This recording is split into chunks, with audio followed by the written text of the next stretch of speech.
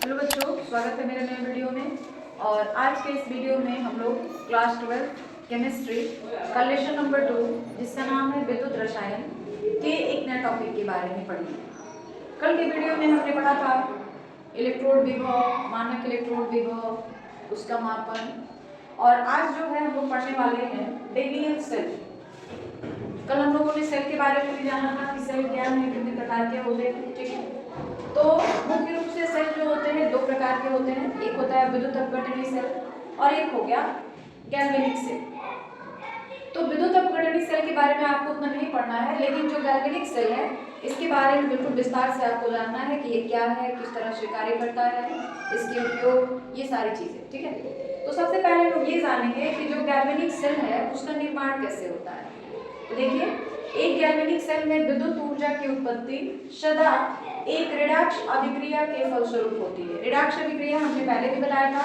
ऋणाक्ष अभिक्रिया वह अभिक्रिया होती है जिसमें आक्सीकरण और अपचयन दोनों अभिक्रियाएं साथ साथ होती है। ऐसी अभिक्रिया को हम लोग ऋणाक्ष अभिक्रिया कहते हैं। ठीक है, अतः एक उपयुक्त आक्सीकरण इलेक्ट्रोड को और एक उपयुक्त अपचयन इलेक्ट्रोड को एक साथ जोड़कर किया जाता है। यानी जो हमारा गैल्वेनिक सेल है ना, उसमें एक आक्सीकरण इलेक्ट्रोड और एक अपचयन इलेक्ट्रोड, दो इलेक्ट्रोडों को जोड़कर किया जाता है और दोनों इलेक्ट्रोडों में निहित विलयनों को एक लवण सेतु की सहायता से संपर्क में लाया जाता है। मतलब आपके पास दो बर्तन होते हैं, दो पात्र होते हैं, दोनों में अलग अलग तरह के किसी धातु के लवण का जलीय विलयन रखा रहता है और दोनों में एक एक इलेक्ट्रोड होते हैं। एक इलेक्ट्रोड जिस पर ऑक्सीकरण की क्रिया संपन्न होती है, यानी जिस पर इलेक्ट्रॉनों का त्याग किया जाता है, उसे एनोड कहते हैं, और जिस पर इलेक्ट्रॉन को ग्रहण किया जाता है उसे हम कैथोड कहते हैं। कैथोड पर अपचयन की अभिक्रिया संपन्न होती है, एनोड पर ऑक्सीकरण की अभिक्रिया संपन्न होती है।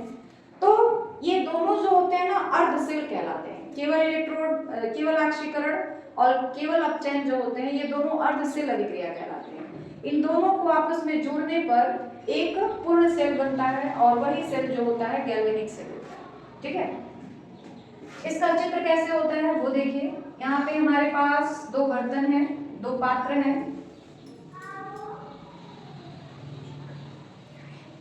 इस तरीके से।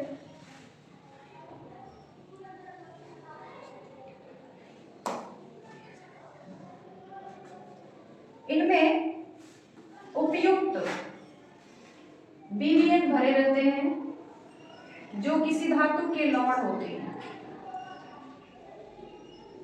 ये कोई जलीय विलयन है, किसी धातु का लवण है। ठीक है, इसको आप ZnSO4 कह सकते हैं, ZnSO4 यानी जिंक सल्फेट। ठीक है, इसमें एक इलेक्ट्रोड रखा गया है इस तरीके से। तो आपको ये याद रखना है कि अगर आपने इसमें इस बर्तन में ZnSO4 का विलयन भरा है तो जो इलेक्ट्रोड होगा वो जिंक धातु का बना होना चाहिए। इसमें अगर आपने ZnSO4 का विलयन भरा हुआ है तो जो इलेक्ट्रोड आप बनाएंगे वो किस धातु का होगा? जिंक धातु का होगा। जिस धातु का इलेक्ट्रोड होता है उसी धातु का लवण यहाँ पर भरा जाता है। ये जिंक धातु का है, इसीलिए इस बर्तन में जिंक सल्फेट यानी जिंक का ही लवण भरा गया है। ठीक है, दूसरा हमने एक बर्तन लिया है,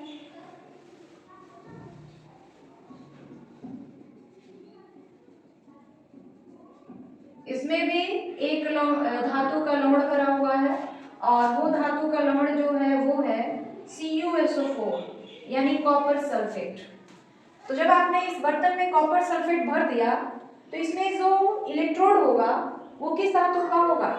कॉपर धातु का होगा। जो धातु का इलेक्ट्रोड लगा होता है उसी धातु का लवण हम लोग इस बर्तन में भरते हैं। तो यहाँ पे एक हम लोग इलेक्ट्रोड लगाएंगे, बनाएंगे जो कॉपर धातु का होगा। ठीक है, यह जो है जिंक धातु का है, जिंक धातु का है। ठीक है, और इस पर जो होता है यह जो है एनोड है, इसको हम लोग एनोड कहेंगे, यहाँ पे लिखते हैं एनोड। ठीक है, और यह जो है कॉपर धातु का है, इसको हम लोग कैथोड कह रहे हैं। कैथोड पर हमेशा इलेक्ट्रॉन को ग्रहण किया जाता है और एनोड पर हमेशा इलेक्ट्रॉन को त्याग किया जाता है। एनोड पर हमेशा ऑक्सीकरण की क्रिया संपन्न होती है, कैथोड पर हमेशा अपचयन की क्रिया संपन्न होती है। ठीक है, तो यह जो है अपने आप में एक अर्ध सेल है जिसमें केवल ऑक्सीकरण हो रहा है। इसमें तो केवल एनोड है, तो एनोड पर तो केवल ऑक्सीकरण की क्रिया संपन्न होती है, तो इसमें केवल ऑक्सीकरण की क्रिया संपन्न हो रही है। यह कैथोड है और इस पर हमेशा अपचयन की क्रिया संपन्न होती है, तो यह जो है अर्ध सेल है। अभी सेल पूरा नहीं हुआ है। रिडॉक्स अभिक्रिया जब पूरी होगी ना तब जाके सेल कंप्लीट होगा। और रिडॉक्स अभिक्रिया क्या है? जिसमें ऑक्सीकरण और अपचयन दोनों साथ साथ हो। तो यहाँ पे केवल ऑक्सीकरण हो रहा है, यहाँ पे केवल अपचयन हो रहा है, ये दोनों अलग अलग हैं, तो सेल अभी कंप्लीट नहीं हुआ है। सेल कंप्लीट कब होगा? जब इन दोनों को आपस में जोड़ दिया जाएगा। तो इन दोनों को आपस में जोड़ने के लिए हम लोग लवण सेतु का प्रयोग करते हैं जो यू आकार का बना होता है। तो अब यहाँ पे हम लोग लगा देंगे एक लवण सेतु इस तरह से।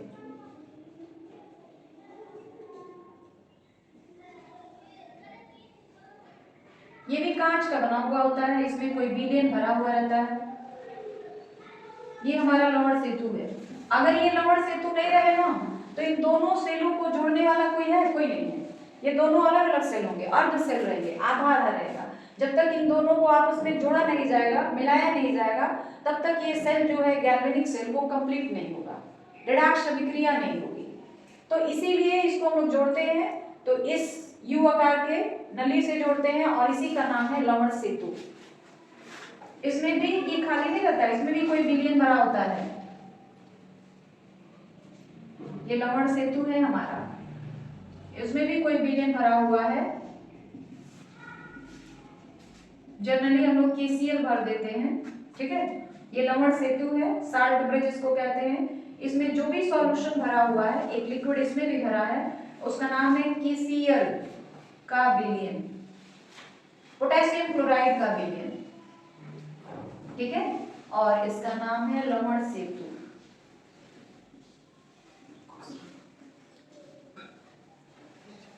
इसी का नाम है लवण सेतु।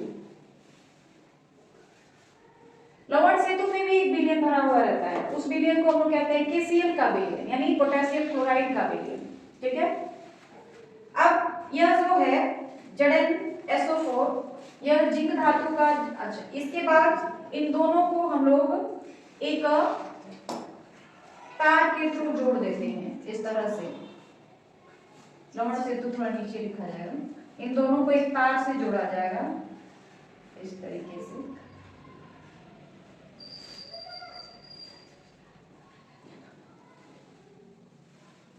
यहाँ पे हमने एक आमीटर लगा रखा है।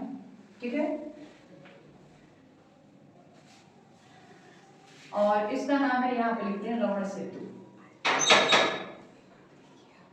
इसका नाम जो है वो क्या है? लवण सेतु। हमने एक आमीटर लगा रखा है। आमीटर का काम क्या है? जो आमीटर होता है ना, वो क्या करता है कि इसमें कितनी विद्युत धारा की प्रवाह हो रही है, कितना विद्युत धारा का प्रवाह हो रहा है, इसके बारे में वो आपको बताता है। ठीक है, तो ये है आपका एक गैल्वेनिक सेल, इसका चित्र है, इसको आप अच्छे से नोट कर लीजिए। और गैल्वेनिक सेल का निर्माण किस तरह होता है ये देख लीजिए। गैल्वेनिक सेल का निर्माण इन्हीं दोनों अर्ध सेलों को जोड़कर किया जाता है। साल्ट ब्रिज है, साल्ट ब्रिज जो है इन दोनों सॉल्यूशन को, दोनों विलयनों को जोड़ने का काम करता है। और जिंक धातु की जो इलेक्ट्रोड छड़ होती है उसको हम लोग एनोड कहते हैं। कॉपर धातु की जो छड़ होती है उसको हम लोग कैथोड कहते हैं, क्योंकि जिंक धातु जो होता है इलेक्ट्रॉन का त्याग करता है और कॉपर धातु जो है वो इलेक्ट्रॉन को ग्रहण करता है। ठीक है, तो ये गैल्वेनिक सेल का निर्माण हो गया। आगे बात समझ में क्लियर है सब कुछ? आगे बढ़ा जाए। अब हम लोग ये जानेंगे कि जो गैल्वेनिक सेल होता है उसमें जो लवण सेतु होता है उसका काम क्या है और उसका निर्माण किस तरह किया जाता है। ठीक है, तो देखिए लवण सेतु और इसकी कार्यप्रणाली। लवण सेतु क्या होता है? लवण सेतु यू आकार की एक कांच की नली होती है और इसमें कोई निष्क्रिय विद्युत अपघट्य जैसे KCl, KNO3, K2SO4 का विलयन भरा होता है। जो अभी आपने गैल्वेनिक सेल बनाया था उसका चित्र, उसमें आपने देखा कि लवण सेतु का आकार किस तरह का था। ठीक है, इस तरह का लवण सेतु था, ऐसे यू आकार का है ना, तो ये लवण सेतु है और इसका आकार जो होता है यू आकार का होता है। यह एक कांच की नली होती है, इसमें कोई निष्क्रिय विद्युत अपघट्य भरा होता है। निष्क्रिय विद्युत अपघट्य का मतलब ये होता है कि उसमें एक ऐसा विलयन भरा होता है जो आपने देखा कि इसमें 2 विलयन में डूबा हुआ था, इस तरह से ऐसे 2 विलयनों में डूबा हुआ था ये।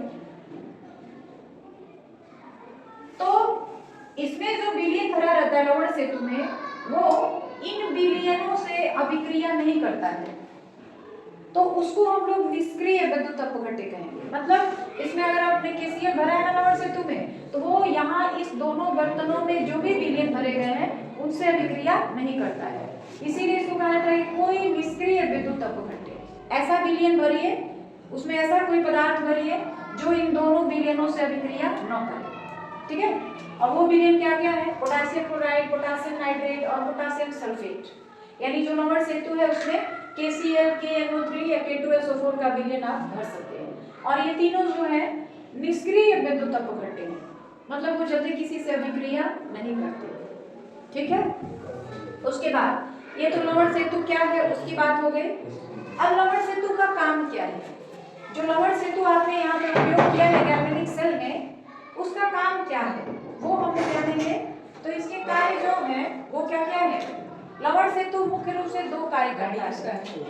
पहला, यह एक अर्ध सेल से दूसरे अर्ध सेल में आयनों के परिगमन को सुगम बनाकर विद्युत परिपथ को पूर्ण करता है। क्या है पहला काम? यह एक अर्ध सेल से दूसरे अर्ध सेल में आयनों के परिगमन को सुगम बनाकर विद्युत परिपथ को पूर्ण करता है।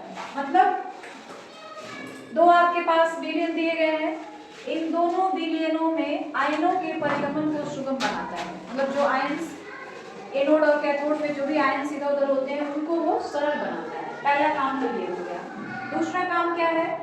यह दोनों अर्ध सेलों में उपस्थित विलयनों की विद्युतीय उदासीनता को अक्षुण्ण बनाए रखता है। मतलब जो विलयन है उन दोनों विलयनों को उदासीन बनाए रखता है। तो मुख्य रूप से इसके यही 2 काम होते हैं, ठीक है। उसके बाद है, हम लोग कब सेल पढ़ रहे हैं तो उसी में आता है सेल अभिक्रिया। सेल अभिक्रिया क्या होती है?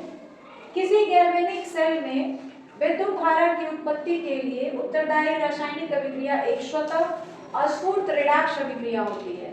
इस अभिक्रिया को ही उस सेल की सेल अभिक्रिया कहा जाता है। कोई भी गैल्वेनिक सेल होता है उसमें क्या होता है? रेडॉक्स अभिक्रिया के फलस्वरूप विद्युत ऊर्जा की उत्पत्ति होती है। तो उसमें जो रेडॉक्स अभिक्रिया होता है उसी अभिक्रिया को हम लोग सेल अभिक्रिया कहते हैं, ठीक है।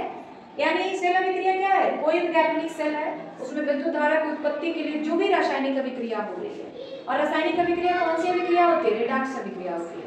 तो उसी रेडॉक्स अभिक्रिया को हम लोग सेल अभिक्रिया कहते हैं।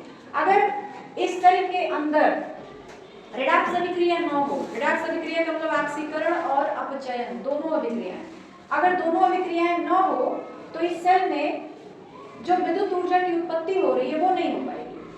तो सेल के अंदर जो रेडॉक्स अभिक्रिया हो रहा है उसी रेडॉक्स अभिक्रिया को हम लोग सेल अभिक्रिया कहते हैं। आगे बात समझ रहे हैं? तो ये 3 चीजें हमने आपको बताया, तीनों चीजें क्लियर है आपको? कोई दिक्कत नहीं है, आगे बढ़ा जाए। अब हम लोग ये जानेंगे कि जो गैल्वेनिक सेल होता है उसका निरूपण कैसे किया जाता है। अब हर जगह गैल्वेनिक सेल का आपने चित्र बनाया था, देखा था किस तरह से 2 अर्ध सेलों को लवण सेतु के द्वारा जोड़ा जाता है। तो हर जगह आप चित्र बनाकर तो नहीं दिखा सकते हैं ना। तो गैल्वेनिक सेल को, डेनियल सेल को दिखाने के लिए शॉर्टकट कुछ नियम बनाए गए हैं, कुछ तरीके बनाए गए हैं। और ये जो नियम बनाए गए हैं वो किसके द्वारा? IUPAC के द्वारा। IUPAC के अनुसार, IUPAC का जो फुल फॉर्म होता है international union pure applied chemistry. IUPAC जो है केमिस्ट्री में जितने भी रूल्स, जो भी नियम ये बनाए जाते हैं वो ज्यादा इसी के थ्रू बनाए जाते हैं, ठीक है। तो यह कहा जाता है एक संस्था है, कई देशों का मिला हुआ एक संस्था है। तो IUPAC के अनुसार एक गैल्वेनिक सेल को निरूपित करने के लिए निम्न परिपाटी यानी निम्न नियम का प्रयोग किया जाता है। उसके लिए 3 नियम बताए गए हैं आपको। पहला नियम क्या है? एक अर्ध सेल के मध्य एक ऊर्ध्वाधर रेखा खींचा जाता है एक अर्ध सेल के बीच। आक्सीकरण अर्ध सेल को निरूपित करते समय अपचयित अवस्था को बाईं ओर और अपचयन अर्ध सेल को निरूपित करते समय अपचयित अवस्था को दाईं ओर लिखा जाता है। कुल मिलाकर आप ये कह सकते हैं कि जो एनोड होता है उसको हम लोग दाईं ओर दिखाते हैं, यानी जो एनोड होता है उसको हम लोग दाईं ओर लिखते हैं और जो कैथोड होता है उसको हम लोग बाईं ओर लिखते हैं। जैसे यहाँ पे हम दिखा रहे हैं आपको, देखिए Zn बीच में एक लाइन रहेगा, एक ऊर्ध्वाधर रेखा, तो यहाँ पे हमने एक लाइन खींचा, ठीक है। उसके बाद Zn2+, ये एनोड है जो कि दाईं ओर लिखी जाएगी और जो कैथोड होता है उसको बाईं ओर लिखा जाता है। तो ये एनोड है, कैसे पता चलेगा आपको कि ये एनोड है? तो देखिए ये Zn है, ठीक है। अब Zn जो है Zn2+ में बदल गया, कैसे? यानी Zn में जिंक ने 2 इलेक्ट्रॉन का त्याग किया है। आपको पता होगा कि जो पदार्थ इलेक्ट्रॉन का त्याग करता है उस पर धन आवेश आता है और जो पदार्थ इलेक्ट्रॉन को ग्रहण करता है उस पर ऋण आवेश आता है। तो Zn पहले जिंक धातु था, अभी वो Zn2+ बन गया, मतलब इसने क्या किया है? 2 इलेक्ट्रॉनों का त्याग किया है। तो यहाँ पे इलेक्ट्रॉन का त्याग किया जा रहा है, यानी ये एनोड की तरह काम कर रहा है, ये एनोड है और यहाँ पे ऑक्सीकरण हो रहा है, तो इसको हम चाहे तो लिख सकते हैं एनोड, ठीक है। उसके बाद यहाँ पे हम ब्रैकेट में जो सॉल्यूशन होता है उसके बारे में लिखा गया है। एक और सॉल्यूशन का हम लोग जलीय विलयन यूज किया है। कैथोड को हम लोग बाईं ओर, एनोड को हम लोग लिखेंगे, सॉरी एनोड को हम लोग बाईं ओर लिख रहे हैं, कैथोड को हम लोग दाईं ओर लिखेंगे। ये हमारा जो है देख लीजिए बायां पक्ष है और ये जो है हमारा वो दायां पक्ष है। तो एनोड को हम लोग लिखेंगे बाएं साइड में, कैथोड को लिखेंगे हम लोग दाएं साइड में। तो कैथोड को हम लोग इस तरह से लिखेंगे Cu2+, एक बस और फिर ये हो जाएगा इस तरह से,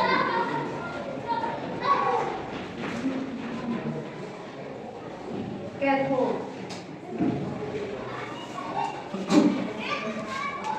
ठीक है। देखिए ये कैथोड हो गया और यह जो है एनोड हो गया।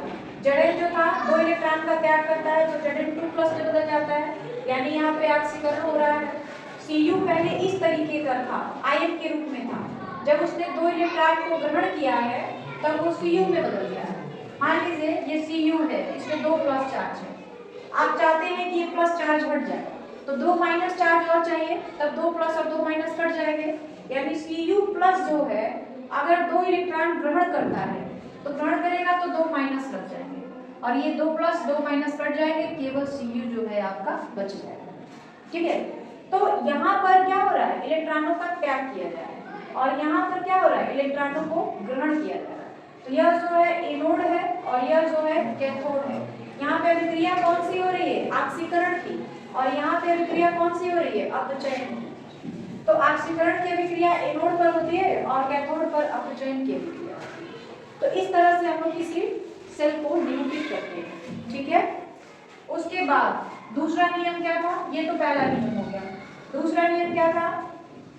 विलयन के मोलर सांद्रण को आयन के सूत्र के पश्चात कोष्ठक में लिखा जाता है। जो विलयन की सांद्रता होती है, सांद्रता का मतलब उसका मात्रा, कितनी मात्रा में विलयन लिया गया है, तो उसकी सांद्रता को हम लोग किस में लिखते हैं? आयन के सूत्र के पश्चात कोष्ठक में लिखा जाता है। जैसे यहाँ पे देखिए Zn2+, ब्रैकेट यहाँ पे बनेगा और उसकी सांद्रता मान लीजिए C1। सांद्रता का मतलब कुछ भी हो सकता है, 1 मोल, 2 मोल, 3 मोल, तो वो सांद्रता है। उसकी सांद्रता को हमने यहाँ पे C1 लिखा हुआ है, ठीक है। और दूसरी ओर Cu2+, यहाँ पे लिखा जाएगा C2 और फिर ऐसे एक लाइन और फिर यहाँ पे C2। ये C1 और C2 क्या है? जो हमारे विलयंस है उनकी मोलर सांद्रता है। तो यहाँ पे आप चाहे तो लिख सकते हैं, जहाँ C1 तथा C2 Zn2+ और Cu2+ आयनों के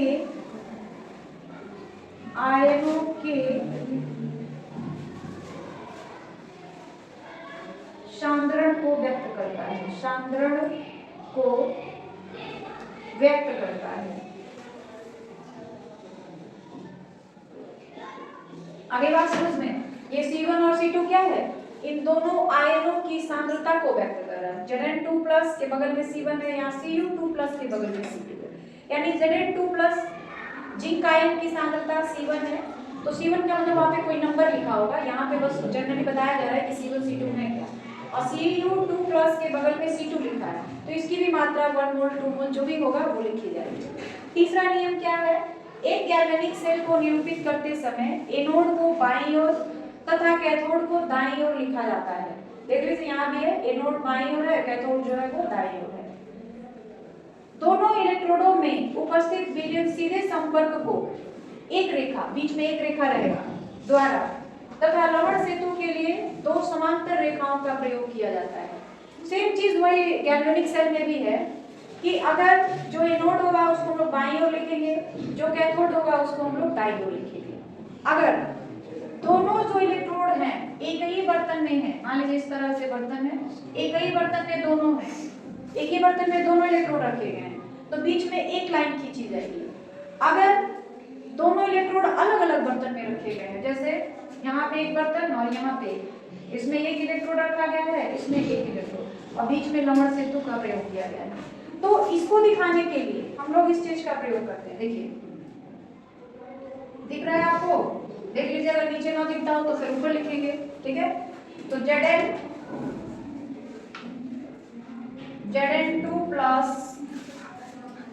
और यहाँ रहेगा C1, ठीक है। फिर देखिएगा, अगर दोनों इलेक्ट्रोड एक ही बर्तन में है तो इन दोनों के बीच में एक लाइन ऐसे खींची जाएगी, ठीक है, और यहाँ पे फिर लिखा जाएगा Cu2+ C2 ब्रैकेट है ये, फिर छोटी सी लाइन Cu, ये लिखा जाएगा। तो ये इसका मतलब ये है कि दोनों जो इलेक्ट्रोड हैं वो किसी एक ही बर्तन में रखे गए हैं, एक ही विलयन में दोनों इलेक्ट्रोड डाले गए हैं, तो इसलिए बीच में एक लाइन खींची गई है। लेकिन अगर इस तरह की व्यवस्था है, दोनों इलेक्ट्रोड अलग अलग बर्तन में हैं और उनको एक लवण सेतु के द्वारा जोड़ा जा रहा है, तो यहाँ पे बीच में दो लाइन हो जाएगी। आई बात समझ में? तो उसको हम लोग ऐसे लिखेंगे, Zn बिल्कुल वही है, बस यहाँ बीच में दो लाइन हो जाएगी, Zn2+ C1, यहाँ पे दो लाइन हो जाएगा। दो लाइन आपको ये बता रहा है ना कि दोनों जो इलेक्ट्रोड हैं वो अलग अलग बर्तन में रखे गए हैं और दोनों को लवण सेतु के द्वारा जोड़ा जा रहा है। तो कहा जाए तो ये लवण सेतु को बता रहा है कि इसमें लवण सेतु का प्रयोग किया गया है, ठीक है। और फिर ये हो जाएगा Cu2+ C2, फिर एक लाइन C। देख लीजिए, आपको दिखाई पड़ रहा है, अच्छे से दिख रहा है ना। तो ये किसी भी गैल्वेनिक सेल को निरूपित करने के लिए तीन नियम आपको बताए गए हैं और ये तीनों नियम याद करना बहुत ही जरूरी है आपके लिए। इससे इस साल के पेपर में बहुत ज्यादा सवाल पूछा गया था। 2025 का जो पेपर हुआ है उसमें कई सारे सवाल इससे पूछे गए थे, इसलिए ये तीनों नियम आपको बिल्कुल भी याद होने चाहिए, ठीक है। तो तीनों चीजें क्लियर है आपको अच्छे से, कोई दिक्कत नहीं है। आगे बढ़ा जाए, हम लोग ये जानेंगे कि इससे मतलब इस जो सेल हमने पढ़ा है गैल्वेनिक सेल, उससे किस तरह के सवाल आते हैं। तो कुछ सवालों को हल करेंगे और इस टाइप के सवाल आपके पेपर इस साल यानी 2025 में पूछे गए थे। क्लास 12 के केमिस्ट्री का जो पेपर हुआ है उसमें पूछा गया था। सवाल क्या है, यहाँ पे तीन समीकरण दिए गए हैं, निम्न में से प्रत्येक गैल्वेनिक सेल की अर्ध सेल अभिक्रिया तथा शुद्ध सेल अभिक्रिया को लिखना है। यहाँ पे तीन सेल दिखाए गए हैं, तीनों जो है गैल्वेनिक सेल है, बीच में दो लाइन है, मतलब इसमें लवण सेतु का प्रयोग किया गया है, इसमें भी लवण सेतु का प्रयोग किया गया है और इसमें भी लवण सेतु का प्रयोग किया गया है। तो अर्ध सेल अभिक्रिया का मतलब ये होता है कि ऑक्सीकरण को दिखाइए, ऑक्सीकरण कैसे हो रहा है, अपचयन को दिखाइए कि अपचयन कैसे हो रहा है। ऑक्सीकरण और अपचयन को दोनों को अलग अलग दिखाना है, फिर दोनों अभिक्रियाओं को जोड़ करके शुद्ध सेल अभिक्रिया बताना है, ठीक है। तो हम लोग पहला करते हैं, देखिए पहला क्या है, Zns, S का मतलब है ना सॉलिड, जिंक जो है ठोस अवस्था में है, वह जो है दो इलेक्ट्रॉन त्याग करता है और Zn2+ में बदल जाता है। उसके बाद सिल्वर, एक्वस सॉल्यूशन यानी बिलियन में सिल्वर क्या करता है, सिल्वर आयन के रूप में था, प्लस के रूप में था, वह जब एक इलेक्ट्रॉन ग्रहण करता है तो किस में बदल जाता है, सिल्वर सॉलिड यानी ठोस में बदल जाता है। तो इसमें ऑक्सीकरण कहाँ हो रहा है और अपचयन कहाँ हो रहा है ये आपको बताना है। अभी जब आपने परिपाटी यानी आईयूपीएससी का जो नियम पढ़ा उसमें जो तीसरा नियम था उसमें हमने ये बताया था कि जो गैल्वेनिक सेल होता है उसमें एनोड को दाईं ओर और कैथोड को बाईं ओर दिखाया जाता है, ठीक है। तो ये लवण सेतु है, इसके दाईं ओर एनोड होता है और बाईं ओर इसके बाईं ओर जो होता है एनोड होता है, दाईं ओर जो होता है कैथोड होता है। यानी बाईं ओर एनोड ऑक्सीकरण होता है और दाईं ओर कैथोड उस पर अपचयन होता है। तो इसी ऑक्सीकरण और अपचयन को लिख करके अलग अलग आपको दिखाना है, ठीक है। देखिए जड़ेन जो था वो पहले जिंक धातु के रूप में था, लेकिन जब वो 2 इलेक्ट्रॉन का त्याग करता है तब जड़ेन 2+ में बदल जाता है। यानी ये तो इलेक्ट्रॉन का त्याग कर रहा है ना, ऑक्सीकरण हो रहा है, तो इसको हम इस तरह लिखेंगे। इस पहला वाला है, इस सेल की अर्ध सेल अभिक्रिया, अर्ध सेल अभिक्रिया। तो देखिए Zn है जो सॉलिड के रूप में है, ये क्या कर रहा है, 2 इलेक्ट्रॉनों का त्याग कर रहा है। तो जब इलेक्ट्रॉन का त्याग करता है ना कोई पदार्थ तो उसको हम तीर के इस साइड लिखते हैं। तो ये हो गया Zn2+, यहाँ पे एक क्यूब लिखा है तो एक क्यूब लिखेंगे, +2e। E के ऊपर हमेशा माइनस रहता है, मतलब ये बता रहा है कि इलेक्ट्रॉन है।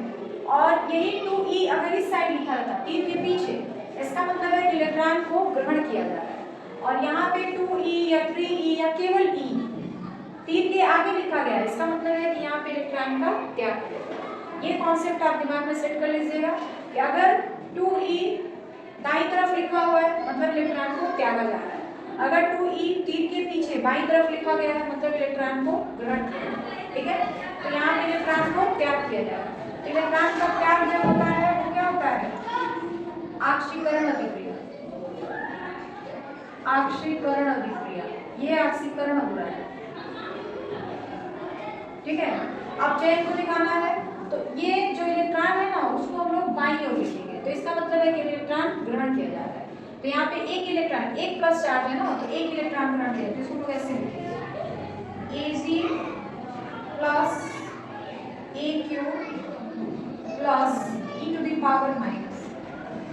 1+ चार्ज है मतलब इसमें एक इलेक्ट्रॉन को ग्रहण करना है। तो जब एक इलेक्ट्रॉन को ये ग्रहण करेगा तो देखिएगा यहाँ पे Ag पहले प्लस में था, ठीक है, उसने एक इलेक्ट्रॉन को ग्रहण किया, तो ग्रहण करेगा ना तो इसके ऊपर माइनस आ जाएगा। कोई भी पदार्थ हो जब इलेक्ट्रॉन ग्रहण करता है तो उसके ऊपर माइनस चार्ज आता है और त्याग करता है तो उसके ऊपर प्लस चार्ज आता है। तो ये पहले इस फॉर्म में था, एक इलेक्ट्रॉन ग्रहण किया तो माइनस आ गया, ये माइनस और ये प्लस कट गए, क्या बचा, ठीक है। तो ये अब किसमें चेंज हो गया, AgS, ठीक। अब इन दो यहाँ पे क्या हो रहा है, अपचयन, अपचयन अभिक्रिया हो रही। ये एनोड है और यह जो है कैथोड है। एनोड पर हमेशा ऑक्सीकरण होता है, कैथोड पर हमेशा अपचयन होता है। अब इन दोनों को जोड़ना है, तो इसको हम कहेंगे समीकरण नंबर 1 और इसको कहेंगे समीकरण नंबर 2। तो देखिएगा जब जोड़ेंगे ना तो जो शुद्ध सेल अभिक्रिया हो उसमें ये इलेक्ट्रॉन दिखने नहीं चाहिए, कट जाने चाहिए। ये तो अर्ध सेल अभिक्रिया है तो इसमें आपको इलेक्ट्रॉन दिखाई पड़ रहे हैं। जब शुद्ध सेल अभिक्रिया इन दोनों को जोड़ने पर मिलेगा, तो जोड़ने पर मिलेगा तो उसमें इलेक्ट्रॉन दिखने नहीं चाहिए, यानी ये इलेक्ट्रॉन कट जाने चाहिए। तो यहाँ 2e है तो यहाँ पे 2e होगा तभी तो कटेगा। तो उसके लिए हम लोग क्या करेंगे, लिखेंगे समीकरण 2 में 2 से गुणा कर समीकरण 1 में जोड़ने पर तो इसमें जब हम 2 से गुणा करेंगे ना इस वाले समीकरण में, इसको हमको 2 से गुणा करना है तो ये हो जाएगा ऐसा 2Ag प्लस, सबको 2 से गुणा करना है,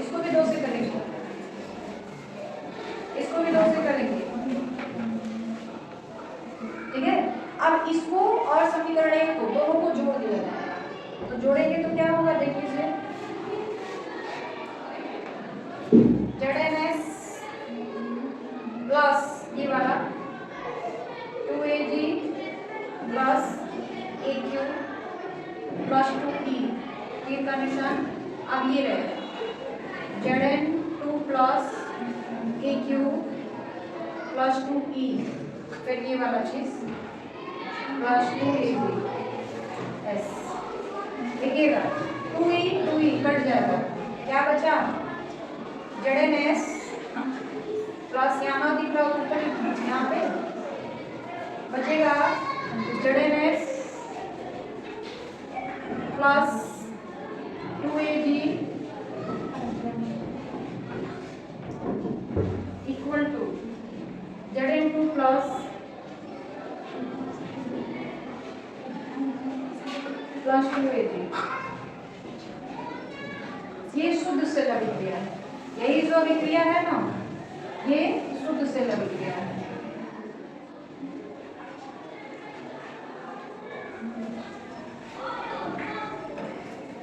ठीक है, तो ये दोनों अर्ध सेल अभिक्रिया हो गए और यह जो है शुद्ध सेल अभिक्रिया हो गया।